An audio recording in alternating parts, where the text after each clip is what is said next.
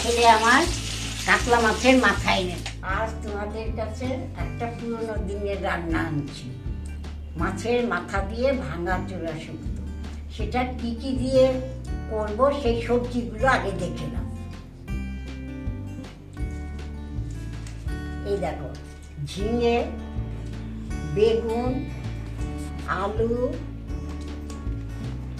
শিম, পেঁপে, আর আদা। এবার সবজিগুলো কেটে নিই। ভাঙাচোরা শুক্তো আমাদের বাড়িতে এটা প্রায়ই হয়ে থাকে। এটা ওপার বাংলার একটা রান্না, আর এই নামকরণটা এরকম হয়েছে কারণ মাছের মুড়ো যেটা বা কাতলা রুই যে মাছই আমরা ইউজ করে থাকি না কেন, তার মাছের মাথাটাকে ভেঙে নিয়ে তারপর সবজির সাথে মিশিয়ে করতে হয়। যেহেতু ভাঙা ভাঙা মাছের মাথা ইউজ হয়, তাই জন্য এটার নাম হয়েছে ভাঙাচোরা শুক্তো। এবার তোমরা চাইলে এই মাছের মাথা ছাড়াও এটা চিংড়ি মাছ দিয়েও কিন্তু করা যায়। চিংড়ি মাছ দিয়ে খেতে একটু অন্যরকম হয়, কারণ চিংড়ি মাছের স্বাদটা আলাদা রকম। আর তাছাড়াও আর মাছের মাথা দিয়েও কিন্তু এই রেসিপিটা অনায়াসেই করে নেওয়া যায়। তো এবার দেখে নাও। রান্নাটা কাটা হয়ে গেছে, এবার রান্না করব। দেখো, সর্ষের তেল দিচ্ছি,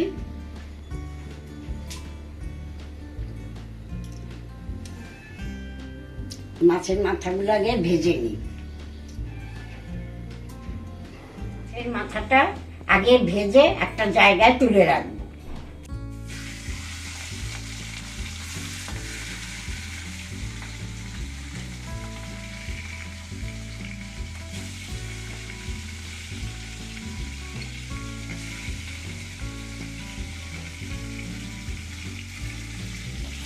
আজকে ছেলে আমার কাতলা মাছের মাথা এনেছে, সেই জন্য কেটে এনেছে। কেন, পরিমাণটা তো কম, তুমি বড় করাতে করলে গোটা মাথা ভাজতে পারো। এটা এবার পরিমাণ কম বলে টুকরো টুকরো করে নিয়েছে।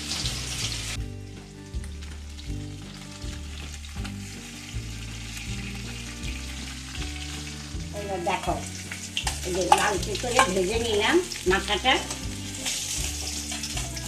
এবার কি কি মশলা দেবো সেটা দেখে নাও। আচ্ছা, এবার প্রথমে তেজপাতা দিলাম, তারপরে একটু রাঁধুনি সস,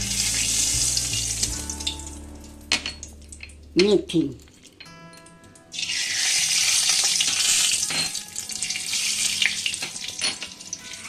আচ্ছা এবার সবজিগুলো ওতে দিয়ে দেবো। সবজিগুলো দিই।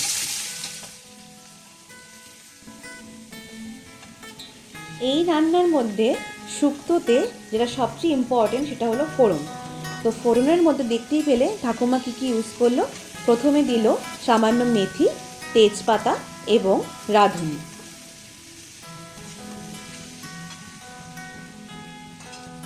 এবার হলুদ দিয়ে দিলাম, এবার নুন, নুন,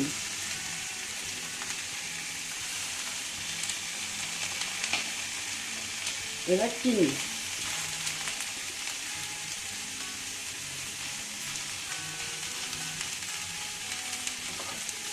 আচ্ছা এবার নেড়ে মাছের মাথাটা দিয়ে ঢেকে দেবো।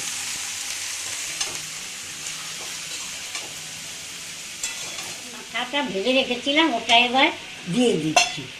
এই দেখো, দিয়ে এবার ঢাকনা দিয়ে সামান্য একটু জল দিয়ে তারপরে ঢাকনা দিয়ে ঢেকে দেবে। আগুন কম থাকলে 10 মিনিট ঢেকে দেবে, আর যদি আগুন বেশি থাকে 5 মিনিট ঢেকে দেবে।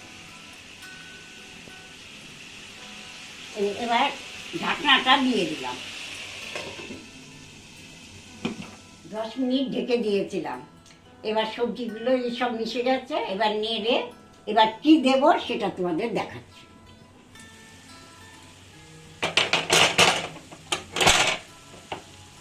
এবার নামাবার আগে এই দেখো আদা বাটা, শুক্তো যেহেতু আদা বাটা দিতেই হবে। আচ্ছা, আর সামান্য একটু শুকনো আটার গুঁড়ো।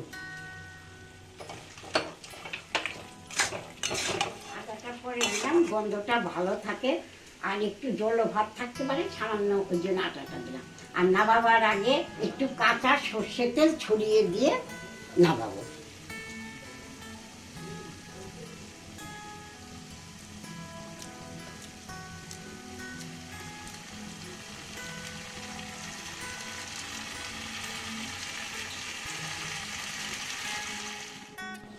ভাঙাচোরা শুক্তো হয়ে এসেছে, এবার এটাকে একটা পাত্রের মধ্যে তুলে রাখার পালা।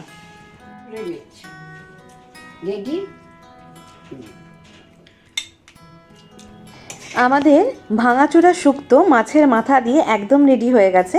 এবার ঠাকুমা আমার ভাইকে গরম গরম ভাতের সাথে এটাকে পরিবেশন করছে। তোমরাও বাড়িতে ঝটপট বানিয়ে নাও। আর এই শুক্তোটা আমাদেরকে বানিয়ে অবশ্যই জানিও কেমন লাগলো, কারণ এটা ওপার বাংলার রান্না এবং ভীষণই ভালো খেতে হয়।